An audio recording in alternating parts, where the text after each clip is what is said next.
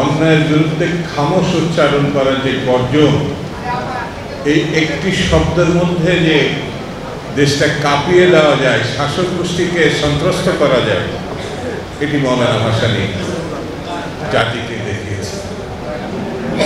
তার সমগ্র জীবন তিনি তুচ্ছ জ্ঞান করেছেন মানুষের সেবায়, মানুষের জীবন গঠনে, স্বাধীনতা, গণতন্ত্র, মানুষের অধিকার সংরক্ষণের জন্য।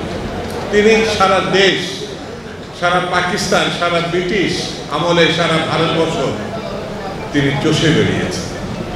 অনেক রূপকথা তুল্য কথা আছে। তিনি একদিকে রাজনীতি, অন্যদিকে আধ্যাত্মিক নেতা, পীরবক্ত। তার অসংখ্য মুরিদ আছে সারা পৃথিবীতে।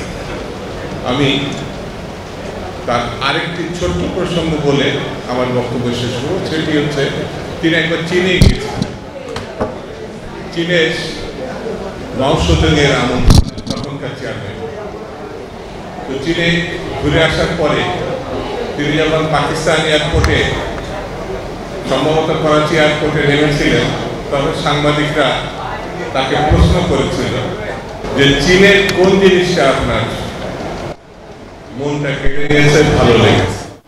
তিনি খুব সংক্ষেপে করেছিল, সেখানকার মানুষের যে মুখচ্ছবি, হাসি, এটা আমার হৃদয় কেড়ে নিয়েছে।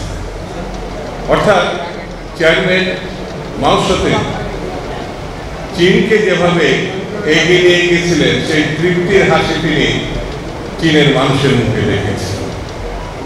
আমরা শহীদ জিয়া রহমানের শাসনকালে বাংলাদেশকে এবং বাংলাদেশের মানুষকে যে তৃপ্তির হাসি দেখেছি, স্বস্তির হাসি দেখেছি, সেটি বিএনপি, বেগম খালেদা জিয়া এবং আগামী দিনে যেন তারেক রহমানের শাসনকাল যেন তেমনি হয়।